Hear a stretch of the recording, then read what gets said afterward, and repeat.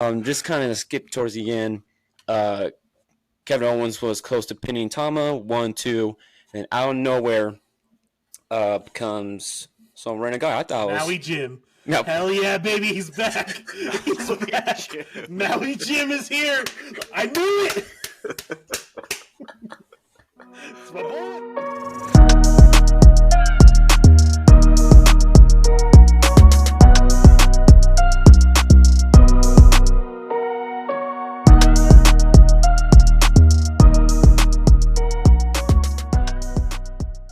Welcome back to the Tap Me In podcast, ladies and gentlemen. We're on episode 7. We are almost at double digits. Yeah, we're counting 1, 2, 3, 4, 5, 6, 7. We're almost at double digits. We made it, man. First, I just want to say thank you to everyone who has been joining us the last couple of weeks. We appreciate it. To any of our new listeners, thank you for giving us a shot at listening on Spotify. Follow us on there, and also if you're watching on YouTube, hit that subscribe button. And also hit that ding, because anytime we pop up with a podcast, you're ready for it. So we appreciate that for everyone. As of course, I am Devin, and I got my two best friends here. Got my boy Zach B. How we doing, man? I'm doing lovely. I'm in a great mood, but I have a problem, gentlemen. You two need to help me figure it out. I can't stop doing the French chants. I can't stop. I've been doing it since Saturday night. Man. Saturday afternoon for us over here on the Eastern Standard Time. Can't stop. I walk around my house just doing French chants. I can't blame you on that one. We'll have to. I bet your wife loves that. Oh, she does. She does. She loves everything about wrestling, actually. Oh, she does? My bad. No. Okay, I just want to make sure. I was like, hey, whoa, what's that like? All right, and of course we got. What is it? What you said? What is like that like? I was about to, but hope she doesn't. I was like, oh, never mind. I hope she doesn't see this. Oh, shout out back. Oh my gosh. Oh man, and we got the legend itself, Big Red. How you feeling about these predictions? I guess, Big Red. Oh yeah. Well, I love being undefeated, and I could finally say I am the first ever. Oh my god! Perfect prediction on the podcast. Thank you very much. Like I said last week's episode, it's not about how you start; it's about how you finish. And I'm definitely excited to be on the right side of history today. I was just trying to let him have some, congratulations, and he's like, oh yeah, look at me, I'm Big Red. Like, who cares, bro? It was one time. Hey, Devin. That's a big win. Devin, if you're in a podcast with 3 people and you're in 3rd place, is that last place, or is that reverse standing? What did Ricky Bobby say? If you ain't first, then you last. So I also want to point out what I said last week. See, that's your problem. You ain't listening. It's not about how you start. It's about how you finish. Oh, man. And I am barely behind now. We're going in already, man. I love it. So just give everyone a heads up what we're going to be doing on this episode. We're going to be talking about the Backlash review. We're going to review all the matches and also talk about that France crowd because they were insane. And it makes us Americans look so bad, man. And then also we're going to get into the King and Queen ring of the tournament. That's going to be interesting. I was a big fan of it when I was little. So I'm sorry to talk about it. But, of course, first we got to get into the icebreakers. That's what we do every week. So to any new listeners, we do this every week before we, get the ball rolling. One of us has a question for the other two. And the other two have to question it on the spot. Because we don't know what the question is. We don't know until the recording hits. So it's very fun. Like I said, gets the ball rolling, gets our brain going. And, of course, this week, it's going to be Elijah. As of this morning, ladies and gentlemen, he did not know it was him. He did not know. He's like, oh, it's me? Oh, sorry, I forgot. I went 5-0, so I'm over big head. Sounds like someone's a hater, bro. Oh, my gosh, the hater thing again, Okay. Yep. Whatever, man. But, Elijah, I'll let you have the floor on this, man. So once I was aware of my icebreaker, I was going around between two questions, and I really wasn't 100% sure on what I was going to do. So I asked them, what theme did you want it? Did you want a fun one? Or something a little bit more serious, more discussion-based? They went with fun, so... Boys, what is the funniest moment you can recall from WWE? Now, I'm going to go first on this one because I got inspiration. On my feed, as I was just, taking a break from doing my homework and all that stuff, med student shit, I saw the interview, or not an interview, but the press conference with Jey Uso and Cody Rhodes. I Dang it. was fucking dying laughing at that. I straight up, I forgot about it. It came back, and I'm like, I think that's the funniest thing I've seen. Just from gosh. Jey being, both of them were drunk, really, but just Jey just fucking yeet. You was some 20-year-old. Oh my gosh! Like he was blasted off his ass. Oh, he was gone. He was gone. That was the birth of Jey Uso's whole shtick right now. The birth of Yeet. That was the birth of it. That was where it all originated. That's so funny. I love it. I forgot about that press conference that you just brought it up, and that's where it all started. I love that press conference. That's where it all started. Man. It just, I love that part. And then Cody Rhodes just forgetting what the question was because he's getting so distracted, plus kind of inebriated himself, and then just, do you feel that, sir? Do you feel him, sir? Oh. It took me out. Oh my gosh. Oh my gosh. I'm going to ask you too. What is... It's hard to top, but what is your favorite or most funny WWE moment? I'll jump in here because I have an answer that popped right into my head. So I don't remember. It was a long time ago, so I don't remember what the context of it was or what the storyline was or anything like that. But I remember an episode of Raw or SmackDown where Kurt Angle was reading off of these not cue cards, but there was notes that he was reading off of. There was some sort of contract or something. Like I said, it was a long time ago. I don't remember all the details, but what we could see on the camera was writing on the back of it, and it was just stuff berating himself, and he just had no idea. So what he was reading was one thing, but on the back of the card was something that the audience at home could see, and it was just a bunch of stuff berating Kurt Angle. And I remember I was very young, so that was peak comedy at that age.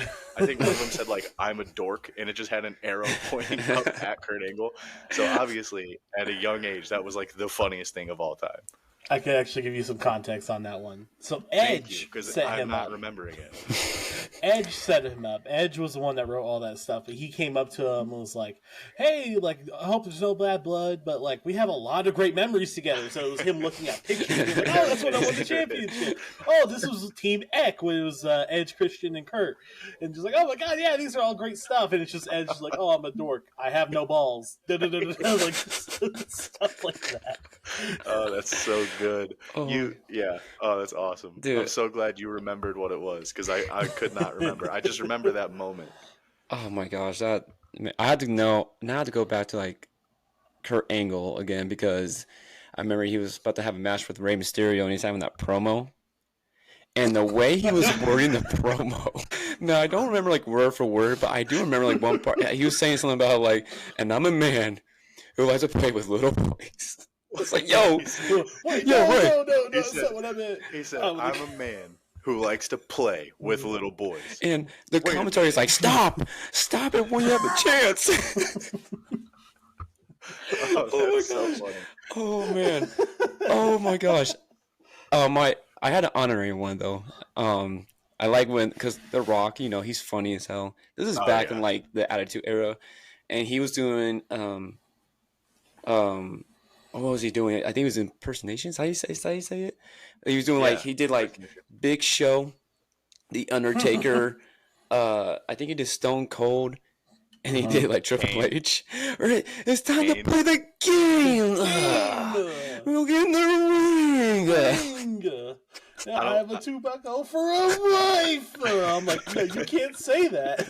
I don't want to dwell too long on this conversation. You bringing up Rock reminds me of one where he's backstage with Hurricane Helms. He gets a phone call and he's just absolutely roasting Hurricane Helms. Ended up losing to him in the match that followed that. But oh man, that backstage segment was hilarious. It's nothing. He says he knows you. You're nothing.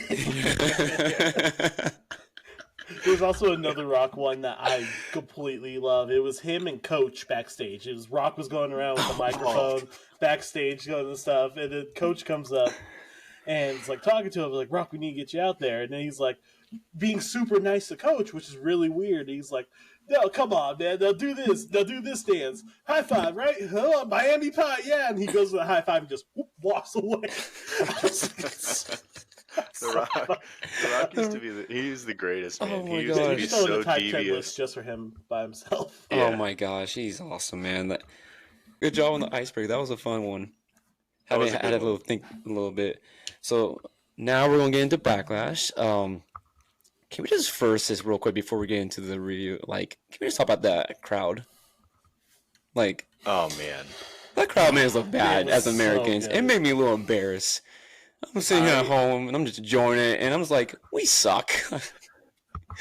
I literally said it right at the beginning of this episode. Like, I cannot stop doing the phenomenal chant, the simplement deux, whenever there's only two. Whenever the Hartford, Connecticut crowd didn't do it, I got pissed off. Like, Do it. that crowd, that was literally the greatest wrestling crowd of all time. And I don't think it's a debate. Backlash last year in Puerto Rico, they set the bar so high for international shows, and French, that's not the country. France, that French crowd just absolutely blew them out of the water. That crowd was amazing. And it wasn't even just for like the big matches. I guess it's a PLE, they're all big matches, but like from beginning to end, they were just on fire. Like the whole night, and even on SmackDown the night before, like that crowd was incredible. Yeah, absolutely. I think what really sold it for me was the camera shake when they were announcing AJ Styles and the camera just fucking it was insane. I think it was that happened with Trick Williams, but Trick Williams, like, they were wrestling in like a smaller place. To have the camera shake in a giant place like that, oh my god, that was insane. Yeah, when you got a crowd like that, like, it makes the matches like 20 times better, in my opinion. And I get it. The IWC, they had their opinion and everything. Someone said they're just doing it to get famous. I'm like, oh, what? Dude, what? No, that's just anytime you go overseas for wrestling, but I mean, even their sports leagues. Like, you look at the English Premier League and like all of their soccer teams, they have their own little chants and stuff like that. It's crazy. I never want to see a wrestling show in the United States ever again. Plain and simple. Like, we're so spoiled because like the weekly shows, Monday Night Raw, Friday Night SmackDown and stuff, like they're in the United States, so like we get so numb to it and so used to it that it's like we don't appreciate it the way that other countries do, and we get numb to it. Did you guys see Vince Russo say that he was not going to watch Backlash strictly because of how annoying the crowd was? What? You talking about Vince that bum who pretty much killed WCW and then killed TNA? That allegedly. Calm down. Yes, he tweeted during Friday Night SmackDown that if the crowd is half as annoying as they are tonight, I'm not tuning in tomorrow. Like, okay. Like, I'm sorry that you hate fun. I'm sorry you don't like people enjoying things. Like, I don't know what to tell you, sir. Dude, it's Russo. When I hear that name, that's ridiculous. It's ridiculous. People on the internet are so dumb. I just, like, how can you sit there and say that wasn't enjoyable? Like, because you didn't understand what they were saying because it was in a different language. Like, that's the only thing I can think of. That's the only thing I can think Hype of, is but hype. Hype is hype at the end of the day. that's what I'm saying. I didn't understand what they were saying either, but you can bet I was in my living room jumping up and down when they were chanting. Like, it was so cool. And they were involved, like, in every match, though. Like, they were doing something crazy. Like, they weren't just sitting down, like, what? Excuse me. What? What? Did you see that? My water attacked me. The water attacked him. Reverse it. Almost done. It's choking him. Did you want to tap? Did you want to tap? I'm in. I got to the rope. We're good. This guy almost got choked out by his water. Boy. Is Zach okay? Anyway. Zach is okay, everyone. Don't worry. He's okay. I'm good. All right. Let's get into the matches now. So the first match of the night was the Bloodline 2.0, which was Solo Sikoa and the MFT Tama Tonga, my friend Tama, versus Kevin Owens and Randy Orton. What a great opening match. My friend Tama. I'm keeping that. Shout out to my fiance Kayla. She literally went online and she looked up what MFT meant, and I can't say it. It's a bad word. Yeah, but it made me mad. I'm like, why'd you look it up? You can say it. Sorry for cursing, brother. Sketch. Motherfucking Tama. Motherfucking Tama. There it is. There we go. I don't care. My friend Tama sounds better. Whatever. It's kid friendly. It's kid friendly. CM Punk on the pre-show. He did allude to that. He said that MFT. He's like, I know what it means, but I can't say it here. Yeah. That's when I was like, damn it. Before we get into this match, did you see the pre-show? By the way, I don't know if either of you guys watched it, but I was watching it, and when Big E was talking about Tama Tonga in New Japan, CM Punk had this look on his face where he was like, wait a minute, we're allowed to say New Japan on television? Like, that's allowed? Yeah. And Big E just looks at him. He's like, things are different now, man. Things are different now. Crazy how one person can literally change the outcome of an industry. So it was so one funny. person can change the world, and that's a message to everyone out there. Yeah. You can change the world. If you just put your mind to it. Absolutely. Just put your mind to it, and you can be running WWE, please. Like, go ahead. Yeah, that's simple. Yeah. Oh, man. Games. I love this, though. I love talking about this. Like, the pre-show was pretty good, too, with CM Punk, Big E. I miss Big E so much. I know, me too. Yeah, but I'm glad he's healthy, and, well, he said he's, like, healthy in a way where he's not getting hurt all the time, so shout out to Big E, man. So let's get back to the big opening match. So the match was just supposed to be a tag match. And all four of them said, start hitting each other, throwing out the ring, throwing onto the barricade, the announce table. And then security started coming out. Producer coming out. People were getting stunned. People were getting RKO. Someone spike. It didn't matter. Nick Aldridge comes out and says, you know what, whatever. It's a street fight. And when he said a street fight, I said, well, I'm just going to enjoy this match because I took an L. And You sure did. I was proud of it. You know, okay. It was like, there you go. Hand it to me, please. Because you too. Yep. I was so mad, but I was like, you know what, at the same time, I enjoyed the match. Right. The match was good, like, overall. It was a great match. Just kind of skipped towards the end. Kevin Owens was close to pinning Tama, 1-2. And out of nowhere, becomes some random guy. I thought it was Maui Jim. No. Hell yeah, baby, he's back. He's back. Maui Jim is here. I knew it. It's my boy. Oh no. Go 1 week without mentioning Maui Jim challenge. Damn it. Level impossible. Stupid. So damn it, Elijah. Why is that? Come on, man. Maui Jim gonna live. I'm trying to be serious. Who comes out? Who came out, Devin? Who came out? Tonga Loa. Damn it. Tonga Loa. Tama Tonga's brother. Damn it, Elijah. Come on, man. Brother. Oh, man. No, I love Maui Jim, though. I wish he did come. I know. That's next week's. Yeah, that's next week. I thought it'd be Jacob too. So I was like, it's Jacob. I was like, wait a minute.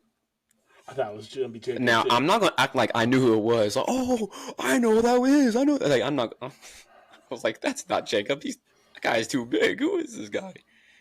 And yeah, Tonga Loa, Tama's brother. They were back in New Japan. Everyone was shocked.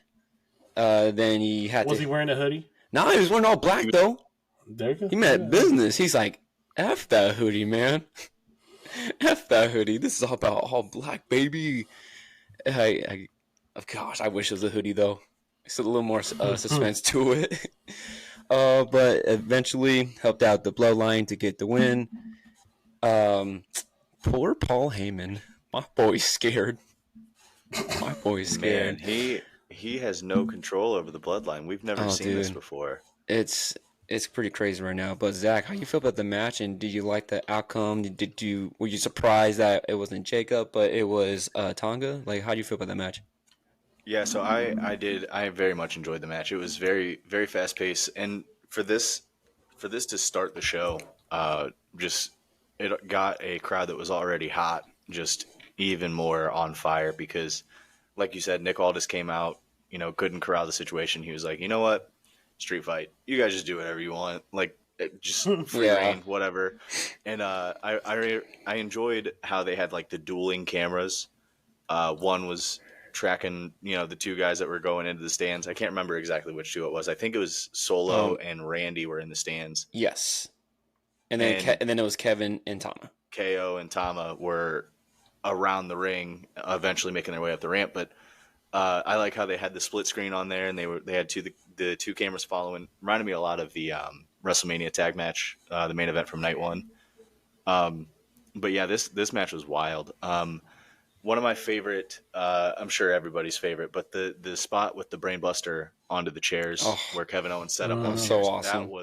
That was wicked. That was absolutely insane. I could not. Sometimes these moves, I just can't believe they break out these moves. It's wild. And Tama Tonga, welcome to the WWE. Like, your first televised match. Like, that was a hell of a way to come in. Was taking that spot. And did you guys see all the welts on his back from the kendo stick? And just right off rip, he was just welted up. And then to the finish, to have it like that was pretty crazy. But the Tonga Loa debut was pretty surprising. I was definitely expecting Jacob Fatu for sure.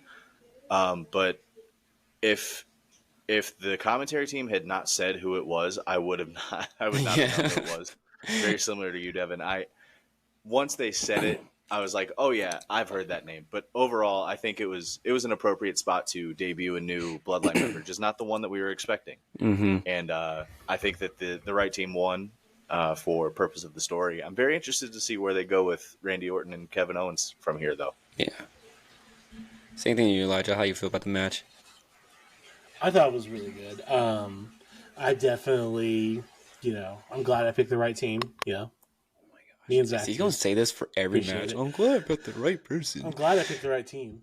But Gosh. The right team won because I knew that. And overall, like I said, it was a super hard hitting, and especially when you guys said, when Nick Aldis came out and declared it a street fight, I was like, oh my god, this is gonna really accelerate the story, because I feel like it builds up the fact that the Bloodline are so unruly that they can't even be contained. Because you got Paul Heyman out there looking like a kid lost in the store. You got Nick Aldis is even just being like, man, fuck it, street fight. Look, you guys aren't even going to follow the rules anyway. It builds a great story to have, it builds a great story to, show that, they're so uncontained and who is really the leader of the Bloodline. Because if they're doing this stuff with pretty much almost zero repercussions, who's the real leader, Also, underrated kind of spot of the match was when Randy Orton got on top of the barricade, and you thought he was going to come flying off. He's hyping it up, hyping the crowd up, like, oh my god, he's going to frog splash him, and then just hops down, hits him. He's like, no, I'm too old for that. I can't be doing this. I thought he was going to do it. I was like, do it, Randy. Oh, okay. Damn, he played us. he was hyping him up like, No. Is Randy Orton just the greatest seller of all time? When he hit that RKO on the announce table and it didn't break, which I believe I've said it on the show before, but that's gotta hurt worse when the table doesn't break. Is he just the greatest seller of all time? It looked like his back disintegrated into a million pieces. He's a professional. He's really good at selling the back. He's a professional. He's been every time. He's been doing it since every he came time back. His back takes a bump. It makes me believe, like, is he okay? I get scared. Like, Randy, please don't kill yourself for us. But Randy Orton back shots always scare me. Oh, dude, he's just so good at it. He's him. Pause. Wow. Okay. Ooh, buddy. Okay. Hey-o. Hey-o. Show us this. Good morning. Okay, we're gonna move on. The next match was the triple threat match of Bayley, Naomi, and Tiffany Stratton. Can we just real quick before we get all of it? Tiffany is her. Like the fact, like I knew Tiffy time. I knew that Bayley and Naomi would show up because they're professionals. They've been in the industry for so long. But the fact that Tiffany has been on the main roster since beginning of the year, something like that, and already May, she's getting a title match, and she looked great. She was awesome. All three of them were awesome. They were flying all over the ring. One person's jumping off the top rope here. Someone's doing a submission. And then the outside, going outside the ring. It was just like an entertaining match, and the crowd loved it. I'm gonna keep saying that every match. The crowd loved it. They were into it. Every match is gonna get a crowd shout out for sure. Yep. So I remember Tiffany got the Bayley and Naomi into the ring, and she was ready to do the prettiest moonsault, and they both moved, and then they did the 1D on her. I was like, oh, okay, we're here, so we're getting here now. But now, Bayley, I love she's like, it's you and me now. This is how it's supposed to be. My only problem was the ending. I was kind of hoping, a signature would happen, but they just finished it with a roll up. Other than that, I love the match. So I'm gonna jump in here. I also at first I had a problem with the ending as well. I thought it was kind of a weak way to end a great match, but I think that the WWE producers of this match did something really, really smart here. They protected all three women because I don't think you can have Tiffany Stratton taking L's clean this early in her main roster run. Bayley got the win. Obviously, she's protected. Naomi is also, she's like a veteran that you want to protect, and she's still got that aura of she can be in the main event at any point in time. So having her take clean L's is also not great. She can afford them, but you don't want her taking clean L's. I think that the roll up was a really good way. Bayley kind of outsmarted her rather than beating her. You know what I mean? That's fair. So I think this match did a really good job of protecting all three women. I also want to add on to that real quick. I saw somewhere online that someone said that if this show happened in America, they would have turned Naomi heel right then and there. Because she was celebrating with Bayley at the end. Someone said if this was in America, while they're celebrating, she would just hit him and be like, "Oh, you didn't earn that." Da, da, da, da. I don't know how true that is, but it would be very, very interesting to happen. Man, I don't know how I'd feel about a heel Naomi. She's too fun. She's so cool. Naomi's so cool. Yeah, it's tough. When someone like that turns heel, that's a whole character change, though. That you got to think about that. Yeah, there's some people who can keep their character, their character and everything, but her, it's yeah, I'm a heel. Go. You're throwing raves. I thought she was a heel.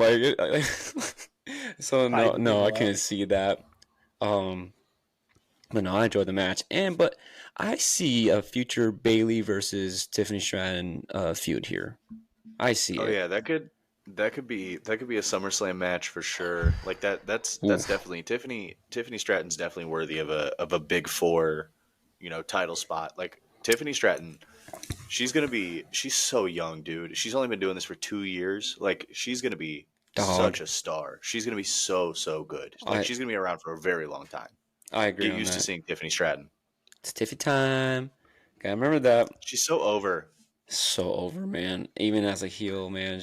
I like her as a heel because it makes me hate her sometimes. The way she like gets on the mic and she talks like she's better than everyone. Like, you know what, you ain't better than me. But it's like she's like, I get major like Vicky Guerrero vibes from her, but like badass Vicky Guerrero because like she could fight. And you give me PTSD, bro. Excuse me. Exactly. She's so annoying on the mic, and like she's got like that super high pitched voice, and she's like very like better than you snobby type person, but like it works on her, man. Like it just works with Tiffany Stratton. I know Elijah loves Tiffany Stratton. What the fuck? What have I done, brother? I just said I know you love her. That's all. As a wrestler, she is amazing. Anyways, and yes, we all picked Bayley. So go ahead, Elijah. Bayley got the win. Go ahead. So I'm glad that I picked the right choice for this match. Here we go. No, I think definitely it, like Zach said, it protected everyone in the match with the way that ended. And like this may be too early to tell like a little prediction, but I think Tiffany Stratton is taking the belt off Bayley. Not soon, but she's going to be the one to dethrone her. Whether if she takes a break from title chasing and then comes back to it, or stays in the story in some part of another, I think Tiffany's going to be the one to dethrone Bayley one day. Sneak peek into later in the episode, but she is part of the Queen of the Ring tournament, so I could definitely see her taking a little hiatus from the Bayley thing and going and doing a little side quest before she gets back to the title picture for sure. Yeah, I think Bayley's the right person to have her hand off the belt to Tiffany. Personally, like this is my opinion. She's the right person. I don't think anyone else can do it. All right, we got on the next match, boys. So we had Damian Priest versus main event Jey Uso for the World Heavyweight Championship. Can you talk about this crowd, man? This crowd did something different. Like I noticed, like it was insane. So everyone got their lights out on their phones. They put the flashlight on and they started eating. They're called fireflies, Devin. How dare you? That's for Bray Wyatt. I don't know why people are saying this for fire. Bray Wyatt's always going to be here. So and he is. They're fireflies. But personally, for me, like that's not Bray Wyatt. That's not Bray Wyatt. That's Jey Uso. I don't call it fire. I'm not going to call it fireflies. I think that's so disrespectful. And I don't want to call it disrespectful. I don't want to do it. I don't want to do it. Why can't I just call it flashlights for Jey Uso? What's the problem doing that? It's an homage to Bray Wyatt.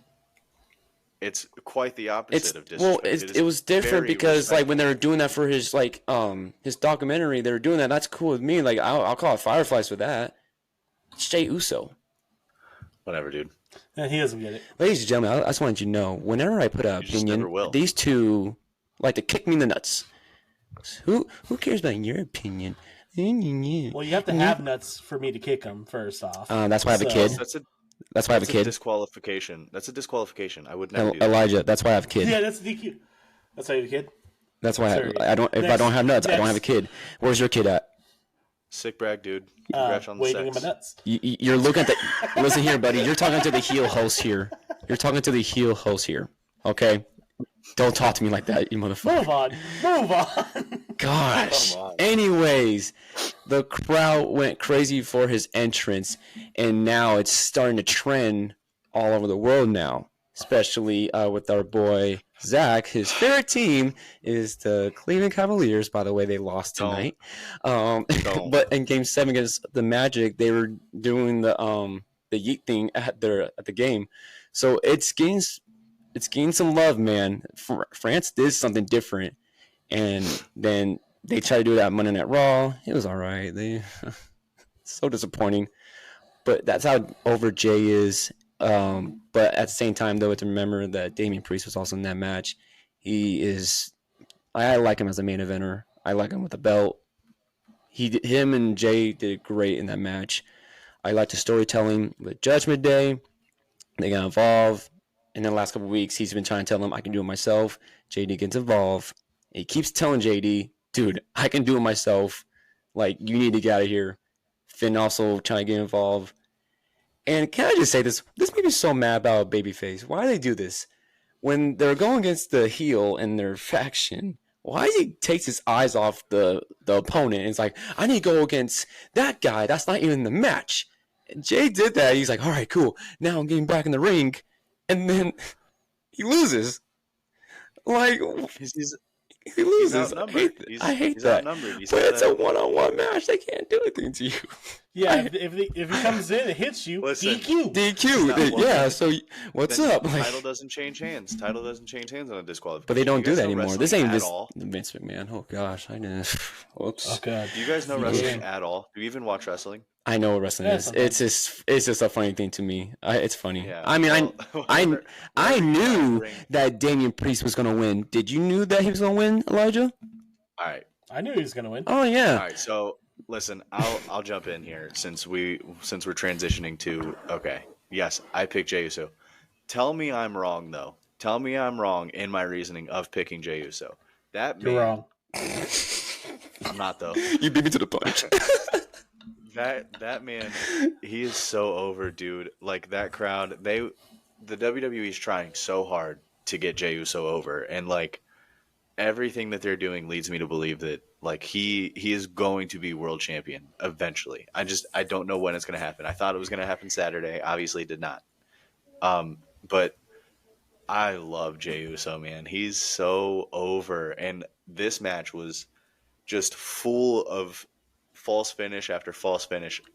Whenever he did go out and he super kicked JD McDonough, he went out and he speared Finn Balor. He got back in, he hit a spear on Damian Priest, and that finish right there when JD put his foot on the rope, I thought he had him, and I was like, I'm so smart. You two are dumb. I'm a smart man. And obviously I was wrong, but there was like 3 or 4 different false finishes in that match where I was like, oh man. Even Damian Priest had a couple. He hit a South of Heaven, and I was like, oh, yep, there it is. 1, 2, 3. Nope, Jay kicks out. And it's like, oh, like this match is so good. And I couldn't help but think that whole time, like, why couldn't Jimmy and Jay put on a good match at WrestleMania? Like, how did that go wrong? What happened there? Why was that such a poor match? He had an interview, and he was saying something about like it was like time limit or something like that. But I feel like even with the time limit, you can still try to figure something out. But I feel like to them, they feel like they were getting rushed, so they're just kind of like more, let's get to the story of the match kind of thing. Yeah, I get it. I hope they get one more chance. I love Jey Uso. He's going to be world champion at some point before the year's over, I believe. He's too over right now. Go ahead, Elijah. What do you think about this match and why we are smarter than Zach? I'm glad I made the right choice. And no, I think it was a really good match, and the right person won because I knew. And I just, it's hard being this good. Anyway, I'll move on from that. Oh my gosh. I know that's not last place talking like that. Talking out of his neck from last place. Man, this guy's talking all this shit. Yeah, he's like that meme where the guy's like, it's the metal. He's like, yeah, you're like popping bottles, and then me and Zach are just looking down on him like, who's this guy? I'm sorry, Ron's buddy. Still a medal. Ron's still a medal. Anyway. Oh gosh. No, I think it's really good, and I think it creates a really good story, especially the ending, because the match itself was really good. Jay trying to overcome the interference, but eventually it becomes too much. Damian Priest wins. But the story afterwards where Damian was like getting pissed at both of them, he just fucking grabbed the fuck out of Finn Balor. I was like, oh my god. Oh my god. and like him just doing that, and like it builds an interesting story because he wasn't pissed off. He wasn't pissed off for like any other reason besides the fact that they interfered when he wanted to do it by himself. So I'm like, is there going to be a Damian Priest face turn coming soon? Because that would be very interesting. Because the whole time I was thinking, oh, if Judgment Day breaks up, it's going to be like Damian Priest being the heel and like being a jackass, and then Finn might go face again. But it seems like it's kind of pointing towards the opposite. And I'm actually very much here for that. I would prefer a Finn Balor face turn, but I think Damian Priest as a good guy would be very interesting. I think that he has the range as a character worker to make it work. Yeah, because he's just like a badass that like he's just like, I just want to get stuff done. Like, no, for real, I think he could really make something amazing out of that. So I'm excited to look forward to that. For sure.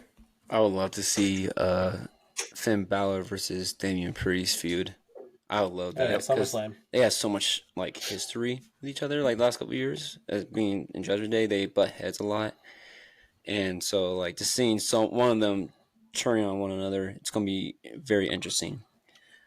All right, boys, this next match. Now, I'm not saying I loved all the matches, but this is sadly my least favorite just because I had to pick one. It was the Women's Tag Team Championship match with the Kabuki Warriors with Asuka and Kairi versus Bianca Belair and Jade Cargill. Now, like I said, this was a good match. I'm not saying this sucked. This was actually a really good match. There was only like one moment in the match where they had a little botch. They figured it out though. They got it done. Jade Cargill and Bianca got the win off one of the craziest moves I ever seen from anyone do. Like it flipped her ass 6 ways. I was not ready for that. Dude, when she caught her with their freaking quads, I was like, oh, okay, this girl's a dog. Like, that's amazing that she did all that. And then Bianca came in, did the KOD on Asuka, pinned Asuka, 1, 2, 3, new tag champs. I think it's great. I think it's good for Jade, saying, welcome to the WWE. Here's your first championship. Let's get a run here. I think we talked about this last week. Who's going to stop him? We don't know. Like, who can really stop him? They're too dominant. Liv. No. Liv and Dom, baby. Let's go. Oh my gosh. Zach. Custody for Dominic ladder match. Let's get it back. Let's run it back, boys. Let's run it back. Rhea versus Liv. Custody of Dom. Ladder match. Hey, listen, I don't want the contract. I want my boy Dominic on the turnbuckle. Get hung. No, they put his ass in the shark cage like they did to Enzo Amore. They put his ass in they put him in the shark cage. Whoever climbs the ladder gets them. So out of track. Like, that's where no one's working like Dom, I'll tell you what. No one's working like Dom. That boy got one arm. He's moving quick, bro. He's moving quick. He don't need 2 arms. He's 2 bitches, bro. He's a dog. Dog Mysterio. Mysterio! Oh gosh, Zach, get us back on track, bro. What do you think of the match? All right, so if I had to pick what my least favorite match was, unfortunately it was this one. But that's not to say that this was a bad match. It's just the Backlash ended up being such a good show that this ended up falling down the rankings. What you guys were talking about, that ending sequence was awesome. The strength that Jade Cargill showed. She literally like powerbomb, spun around to electric chair position, and like threw her up like a toddler and caught her. It was insane. She's so strong. But I think that if you want to look at a deeper aspect of it, like Jade Cargill being a free agent, and within her first 8 months she's been here, 10 months, she is a champion. Like, you do that to a big free agent signing, that's gonna lead more free agents to be willing to look at the WWE and be like, oh well, look, they rolled out the red carpet for Jade Cargill. She's a champion within her first year. So like, if you want to look at it from a deeper business aspect, like, I think that was a good move, business-wise, to throw the title on Jade Cargill. But this match actually caught me off guard. I think that we're out of the PLE squash match era. I don't think we're going to be seeing squash matches on PLEs anymore with how small match cards are. Because if there were to be a squash match, this was going to be the perfect, like, hey, Jade Cargill and Bianca Belair cannot be beaten. Like, they are the top of the top when it comes to a tag team that we can form in the women's division. And it wasn't that at all. Like, this match was really, really good, and it was very competitive. And there was a couple moments there where I thought that the Kabuki Warriors were going to pull out the dub. So maybe I have it way off. Maybe this tag team can be beaten, because I said last week on the episode last week that we would need like Prime Rhea and Prime Charlotte to team up in order to take these two down. Maybe it's not that. Maybe it's not that complicated. Maybe just a regular old tag team can beat these girls, because that match was way more competitive than I expected it to be. So, one, I think that we're done with squash matches on PLEs, which is a great thing, personally, in my opinion. And two, maybe this team just isn't going to be as dominant as I thought they were going to be. Yeah, that's fair. That's fair. Elijah, what do you think about the match, man? I thought it was pretty good. I don't think it was as bad as people online portray it, but it definitely, I'll have to agree with you guys with the whole, like, it's probably the weakest match of the night. And that's not because of a lack of talent or anything. It's just compared to everything else, this kind of did draw the shorter stick. But it was still a pretty good match. And, like we alluded to before, the finish of it was ridiculous. I've never seen that in my life. That was like a creative finisher move on WWE. You just keep on adding like moves of like, oh, they're gonna do this, they're gonna do this, and then we're gonna do this, and then we'll pin them. Like it was literally a WWE, it was like a WWE like Rob versus SmackDown creative finisher. My gosh. No, it was really amazing, and I'm excited to see what the team can do. But I still do hold my opinion on. The only way I feel like they're going to lose these titles is if one turns on the other. Seems like the most likely outcome. Whether if that's Bianca turned on Jade or Jade turned on Bianca, just because I feel like they should be like stay as like singles stars personally. But I think it has like something's written in the stars. That there's something in the books like this. It's going to happen. They're going to go against each other. Someone's cheering on someone. It always happens when it comes to tag team partners. They don't last forever. It sucks, but that's just how it works in professional wrestling. It's the WWE. Yeah, it's the WWE. Partners have to turn on each other. And now we're going into the main event, boys. Oh, what a match. I love this match so much. AJ Styles versus Cody Rhodes. Oh, man. Like... So I had to make dinner while I was watching the match. I'm over here making dinner, and then I'm like turning back. Oh, what a move! Like, oh, like so it was so hard, but like I had the volume up. The crowd was going insane from AJ Styles' entrance to the end of the match. Yeah. See, it's in his head. Oh man, and what gave me chills though is that they were singing Cody Rhodes' song when the song ended. And I was like, gosh, and that's when I knew right there. I'm like, okay, America, let's go, boys. I'm ready for battle because this is ridiculous. Step it up here. Step it up, man. No, that France crowd was awesome. But the match itself, I thought was great. I think I went on a little rant last week about how people were just getting Cody Rhodes so much crap, and I think he made a statement like, I can be your champion. I can put up bangers, and he put up an amazing match with AJ, and then also credit to AJ Styles. What a guy he is, man. And I hope one day he gets one more run. Zach, tell me how you feel about this match, man. This match was amazing. We said last week, all three of us were in alignment saying that this would just be like just a great wrestling match. And that's exactly what it was. the technical work inside this match was crazy.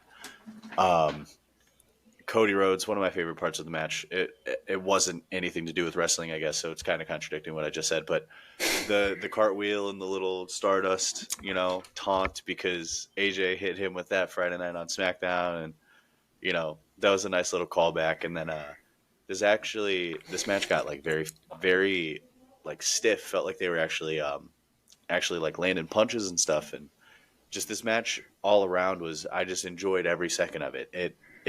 The action didn't stop. It was a very fast-paced match, and again, like the wrestlers are just so good at what they do, because there was multiple times in this match where I thought that Cody or AJ Styles is actually going to get the victory, and it's crazy because we all knew that Cody Rhodes is going to get the win, but they're so good at what they do, man. And there was definitely some moments where I thought AJ was going to pull out the victory and dethrone Cody already. But overall, I saw some people on the internet, some WWE marks, saying that this is better than Bryan Danielson versus Will Ospreay. I don't think it was that good.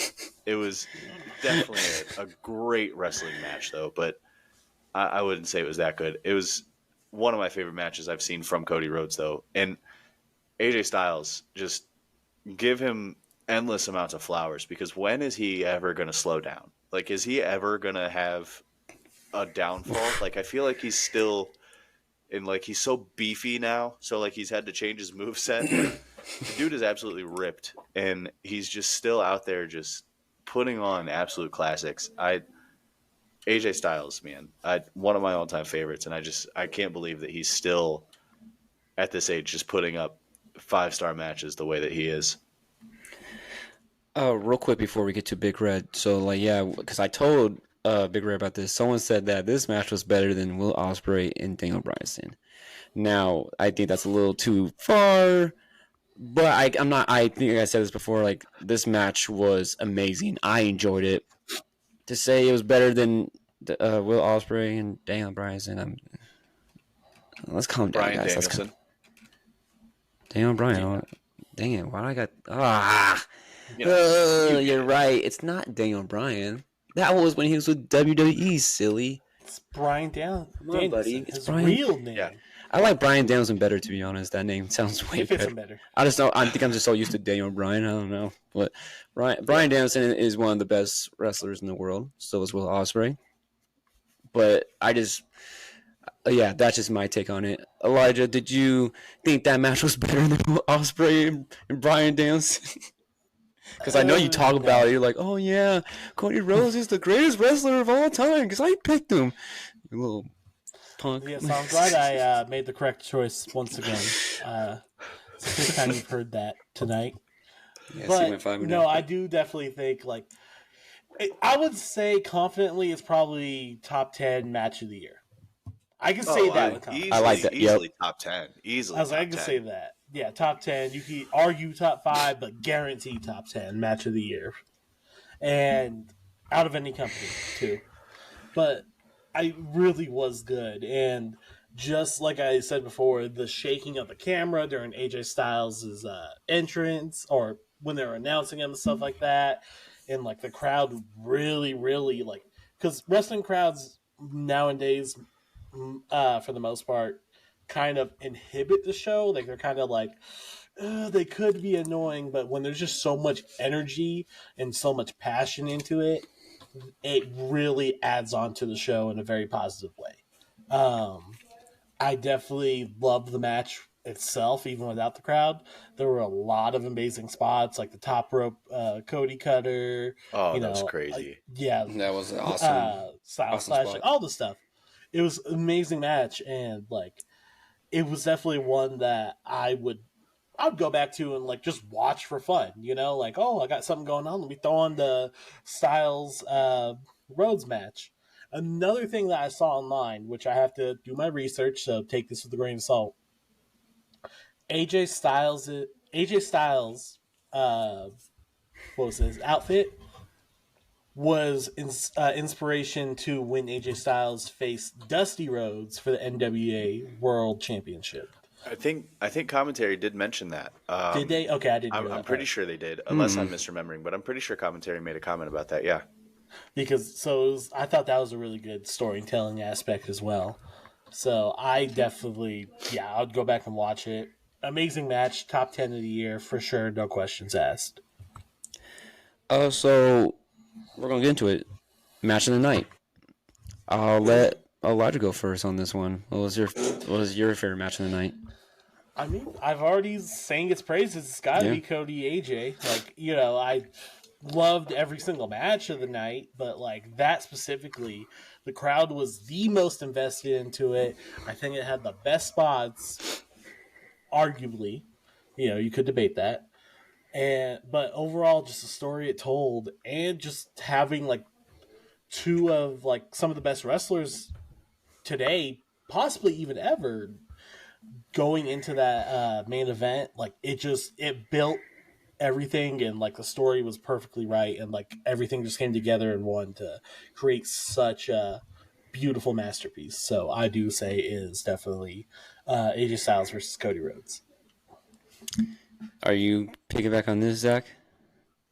No, to be different, I'm gonna go with the match that I predicted to be match of the night. The women's triple threat was so fun, and just to see Tiffany Stratton elevating herself to the level of one of the four horsewomen in Bayley, and no scrub in Naomi. She, like I said earlier, she deserves her flowers as well. Naomi's awesome. So to see Tiffany Stratton elevating herself to that level, and to see, I kind of like to gatekeep NXT a little bit. I'm kind of guilty of that, but Tiffany Stratton, what she was doing over this past summer and all that stuff, I've been a huge fan of Tiffany Stratton for a long time now, and to see her elevating to the level of main eventer on the main roster is very fulfilling for me. So that was my favorite match of the night. It would have been a triple threat for me if that main event did not cook. I mean, honestly, those were the two best matches of the night, if we're all going to be real about it. But I think I just enjoyed Cody and AJ. That's wrestling for you. Like that's wrestling, man. I think Triple H just said go out there and just put on a banger, and that's what they did, man. They were just all over the place. I love the false finishes because, like I said, I really thought at 1 minute, like, is AJ gonna win? Are you kidding me? Like, I actually thought that for a minute, but then it's like they're so good at that. The Cody Cutter off the top rope. Psych. Yeah. Now I thought the Cody Cutter was kind of weird because it looked like AJ was too close, or did Cody like jump too far? Either way, the way it was finished looks so clean. It was weird. Yeah, I was like, it was weird because like it was definitely kind of like an overcorrection, but it worked. Like it made it look even more vicious. Mm-hmm. Yeah, it looked like that wasn't the plan, but it made it look like even more hard. It looked like, I was like, oh my god. It looked like Cody was about to lawn dart himself into the mat, but AJ Styles, being the veteran he is, he basically just took a flat belly bump and turned it into a nice looking move.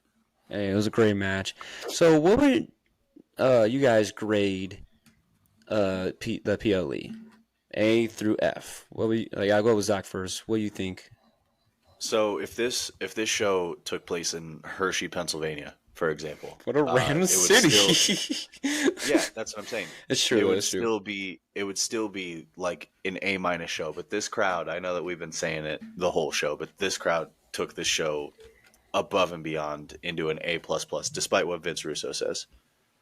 What about you, Elijah? I'd have to give it an A. Solid A. It was really, really good. There wasn't really like any bad matches on the card, bad moments or anything. So it's hard to not argue that it's not at least an A. So that's fair. I feel like it would be an A if it wasn't for the crowd. The crowd made it, like what Zach said, A+++++. Yeah, the crowd just made it 10 times better. And then all the matches, I like I said, like even though I said that the Jay Cargill, Bianca Belair, and the Kabuki Warriors match was my least favorite, that is not just because like, oh, it sucked.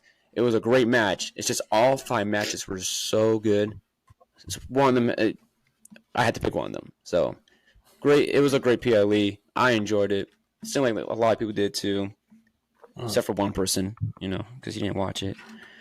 Freaking. I don't know who that was. I don't know. Vince Russo. That's crazy. Because he refused to watch it. Oh man, that guy. He has his own podcast too, I think. Ugh, jeez, I don't even listen to it. Do not subscribe. It's gonna be our last segment of the night. We're gonna talk about the king/queen in the other ring. So pretty much what it is someone gets crowned. Like they have a tournament, and then like the last two, whoever wins gets become the king of the ring. It used to be one of my favorite things when I was little. It was great for any wrestler who wanted to get that push. It helps them get that push for the future, get a future championship probably. So they changed their gimmick, which for some didn't work for me. Some did work, but I like that they're adding. What's up? I hope that they don't do that. No, please don't. Just because you win King of the Ring doesn't mean you become monarchy. I hope that they don't do that anymore. No, I hope not either. Booker T was like the only one that really worked for. He's the only one. Because he made it work. He somehow made it work. So I think that they were trying to, if he can do it, then these guys can do it. It just didn't. It didn't work out. So I hope they don't do that. But I like that they're doing also Queen of the Ring as well. So we get both tastes of both the men and women. So that's awesome. So just a real quick update. So people are kind of like prior to the bracket, but when they see the bracket, it's a little different because Drew McIntyre was supposed to be in it. So was Asuka. But Drew's been hurt with the elbow injury. It seemed like he was still going though, which was awesome, but he was not medically cleared. So of course, main event Jey Uso took his spot, and then we learned that I think it was, from what I'm hearing, I think it's a ankle injury for Asuka. She's been dealing with that since March. So Asuka's a dog. I respect that. Yeah. But she's gonna be out for a while. They don't think it's gonna be too long. Just let it heal. So Dakota Kai took her spot. So there's the injury bug's been happening a lot around the WWE, which is it's tough, but that's wrestling. What do you expect though? Like, and I can't wait for all those wrestlers to come back healthy and strong and just start making money. Going with all these feuds, especially with Drew McIntyre and CM Punk when they're both healthy.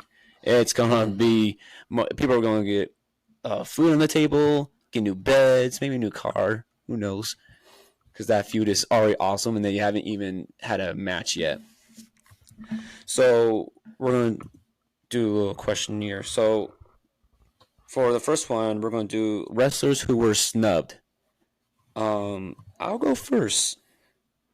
For the men's, we're gonna do men's first, and then we'll do women's for the last. So first, I'm gonna do Braun Breaker. I was a little shocked. You pick him in the draft, but you don't put him in the King of the Ring.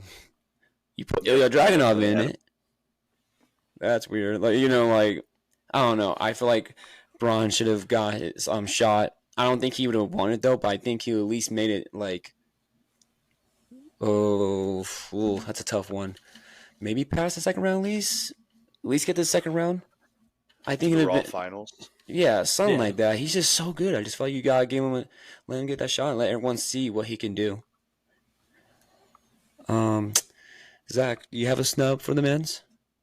I do. I think that I have a couple, but I'll go with Ivar.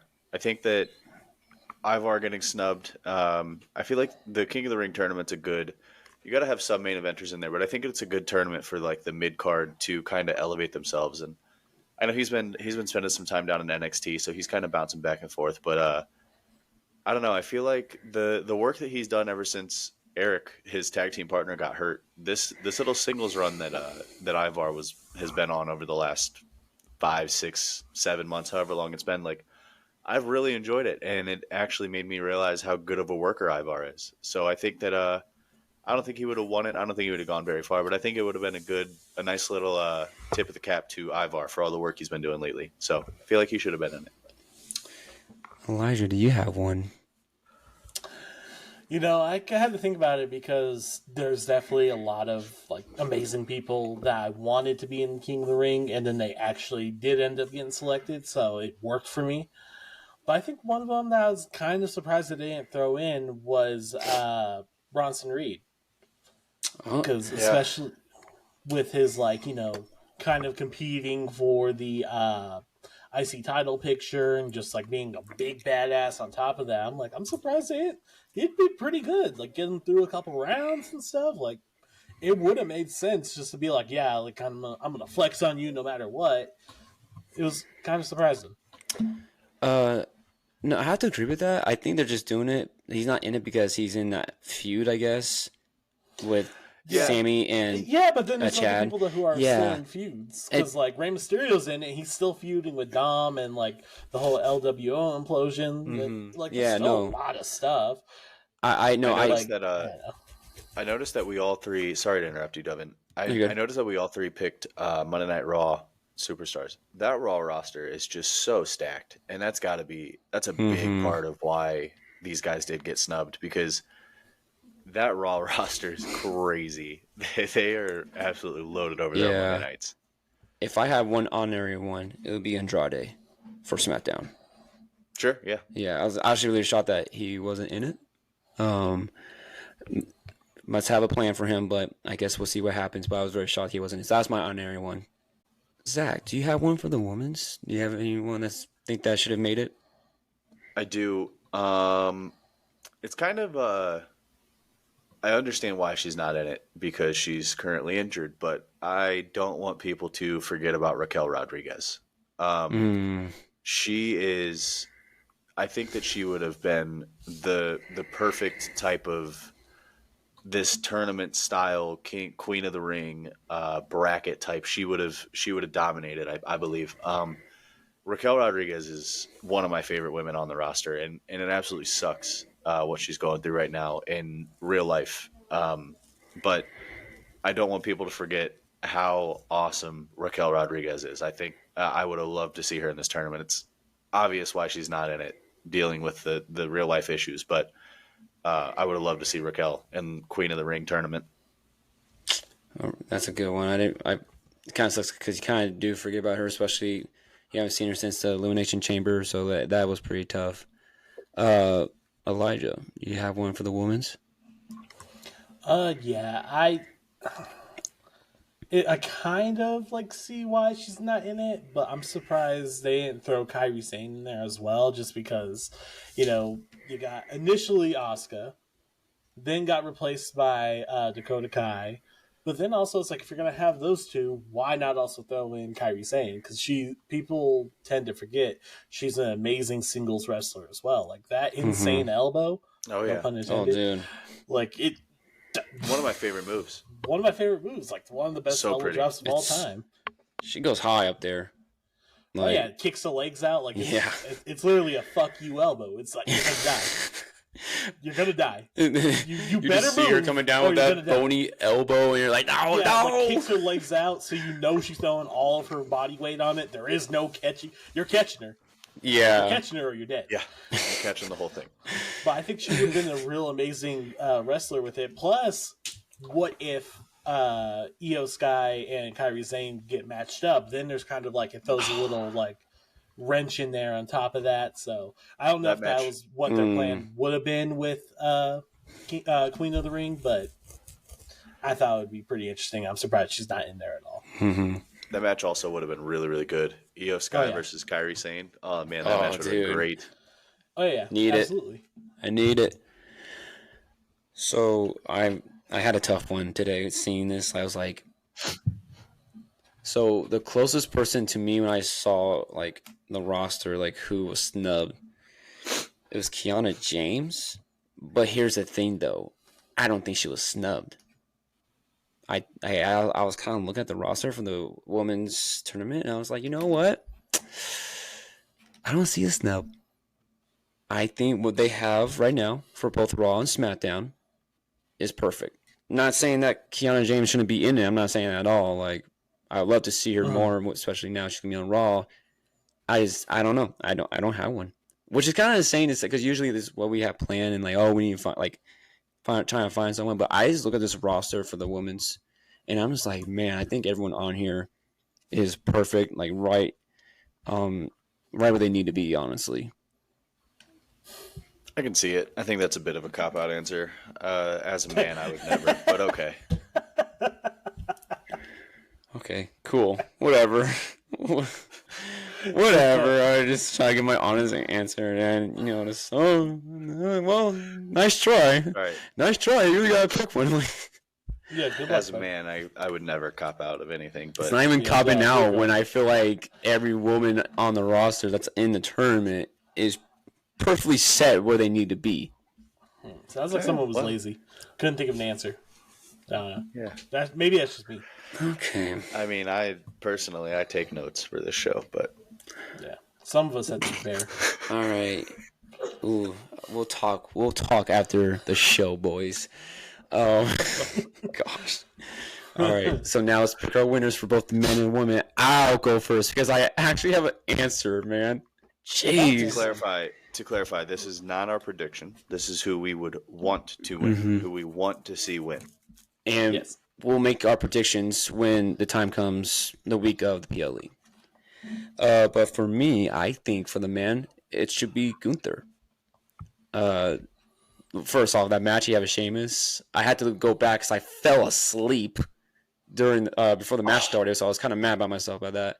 But I went back and watched it. Oof, poor Sheamus.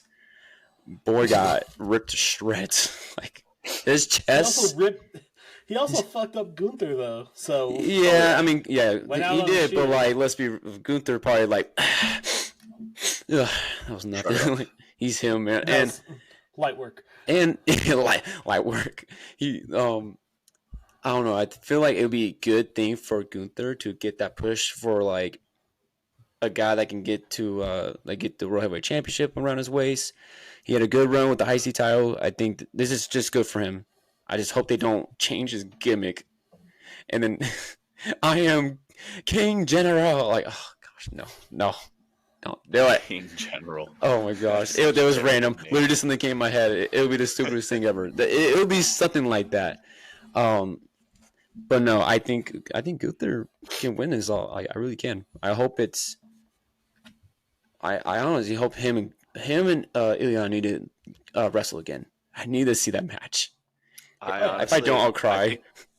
I think they're gonna tease us, man. I don't. Oh think yeah, they're gonna get it in this tournament. They're gonna make us wait. The way the bracket shakes out, that would be the Raw final. I don't know, man. I don't think they're gonna give it to us. Dave Meltzer gonna be sitting in his chair like, oh my gosh. I think they're gonna tease us with that match. I don't think they're gonna give it. It's gonna be like so close. Like they're both like one match away from going against each other, but one of them like loses. Yep. Oh. Well, I'm looking at the bracket. I don't know. I don't see how they're gonna not get to that. Because Gunther's either going to face Kofi or Mysterio. I agree with you, Elijah. Gunther's probably going to win that. Damn. Jey Uso would have to beat Dragunov, which I... Oh, I forgot. Oof. Yeah, because if Uso loses to Dragunov... If they make Jey lose to Ilya, like, that would... yeah. Yeah, that'd be pretty crazy. Next year, boys. Next year, we'll get that match. I'll hop in here with the male superstar that I want to win King of the Ring. I'm not going to let it die. I want LA Knight in the main event picture for the rest buddy, that's what I'm saying. I'm not going to let it die, man. I love LA Knight so much, dude. And the more LA Knight I get on my screen, the better. And just, you know how iconic the Stone Cold King of the Ring promo was? Austin 316 says, I just whooped your ass. LA Knight, that King of the Ring promo, if he wins, is just going to be generational. I don't think it's going to happen. I want it to happen so bad, strictly for the aftermath. Because if you think about it, we were talking about it on the phone earlier before we started recording, but Stone Cold Steve Austin's entire career was made in one promo. Like every line that he uses, the Austin 316, because Stone Cold said so, like that was all from one promo. And I just think that LA Knight promo would be awesome. And I want LA Knight to stay in the main event picture forever. So I'd give him King of the Ring, give him everything. Ooh. Great answer. Gotta love LA Knight on your screen. I literally go LA Knight. Yeah, every time. I don't care. Need it. All right, Elijah, what about you, man? Mine was also LA Knight. And it's it's good answers, honestly. but I'm so excited. Like, don't get me wrong. My first pick was Gunther because it would make sense to set him up for a title opportunity. But who I want to win, I really want LA Knight to win because he's in this place right now where he has the main event stardom, but he's not getting put in the main event that often. And I'm like, if there's any launching platform to do it, this is the time. Yep, for sure. Oh yeah. Like, there's not much more that needs to be said. I just really want him to win. No, I mean, I was kind of hoping he won last year in the Money in the Bank. Yeah, I was very shocked when I saw Damian Priest win. No hate, but like, it's like, when is LA Knight gonna get his big break? So like, yeah, it's gonna be a King of the Ring. I would not be mad if LA Knight won King of the Ring. I'll be very happy. Everyone's gonna be going crazy for that guy. So I guess we'll see in a couple of weeks. But now let's get into the women's. Elijah, who's gonna win the women's Queen of the Ring? You know, it's not who I think is going to win. It's who I want to win. Remember, not predictions. But who I want to win is... Oh, God. He's triggered. He's triggered. Oh, my God. Just go. My gosh. I was 50-50. So, am I allowed to give two answers, or do I need to stick with just one? That's up Devin, to you boys. You're the host. F it. Go ahead. I want to hear this, actually. I 50-50. If there's... Because one's on Raw, one's on SmackDown, they both make sense. If I'm going Raw, I'm going Io Sky. I think Io Sky, it would make a great opportunity for her to come back into the title picture and really like keep elevating Damage Control as well. Yep. So that makes 100% sense to me. But on the SmackDown side, Tiffany Stratton. Obvious.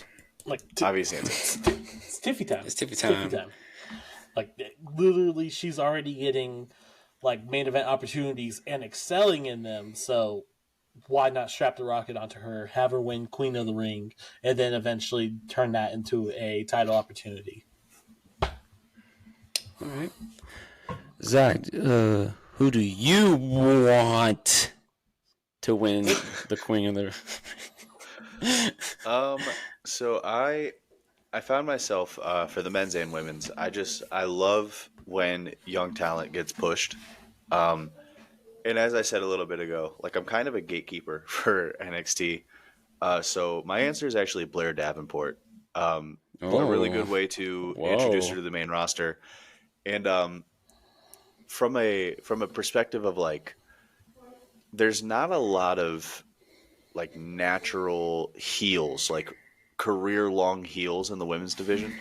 Blair Davenport is an excellent example of somebody that could do that because she plays heel so well, and she's just like she's such a good worker as well. Like her in-ring is very good, and I think that she would if she were to get pushed to the main event, I feel like she could absolutely use Queen of the Ring as a platform, as a jumping off point to elevate herself, just like Tiffany Stratton did, into the main event picture and really become just a downright nasty heel in the women's division, which again there aren't many of. So I would love to see Blair Davenport get pushed here. Like I'll call that a dark horse one because that's a really interesting one. Didn't even think about that. That's a good answer. But of course, it's Tiffy time, buddy. Come on, buddy. It's Tiffy time. Like she's gonna win it. She's gonna decorate that crown. It's gonna be all glittery, all pink. So it's gonna... No, we're not changing gimmicks, Devin. Shut up. We're not. No, I'm just kidding. She's not gonna do that. I don't think she's gonna put the crown on, man. She's too good for that. The only reason that I didn't push Tiffany Stratton, which I would love to see her as Queen of the Ring, don't get me wrong, but that Money in the Bank briefcase has her name all over it, and she's not going to win. She's not going to win two gimmicks in the same year. So it's not fair. If I have to pick one, I want her to win Money in the Bank, but that Money in the Bank briefcase is Oh, it's getting so bedazzled perfect. Immediately. It's gonna be so bedazzled. Tiffany It's going to carry your makeup in it. It's going to be insane. It fits her so well, though, so I'll take it. Yeah. I wouldn't be mad for either one. She won Queen of the Ring. She wins that cool. She wins Money in the Bank. Hey, like, whatever. We got to get this girl a belt around her waist. Like, we got it. Got to get it. I know. I think I said, like, I want her to beat Bayley because I feel like that's the right person to beat it, like, take the belt away from. But, hey, whoever works, wherever she gets the belt from, let's get it off and put it on her in the future. I don't think it's gonna happen anytime soon. Probably like I said, SummerSlam probably. Yeah. All right. Well, that's the end of our episode. That was a fun one. These two are very lucky that we are not close. They are so lucky. They were pushing me today, man. Gosh, I love them though. These are my boys, man. We appreciate all y'all for listening. To any of the new listeners, we appreciate you. Like I said, we love each one of y'all.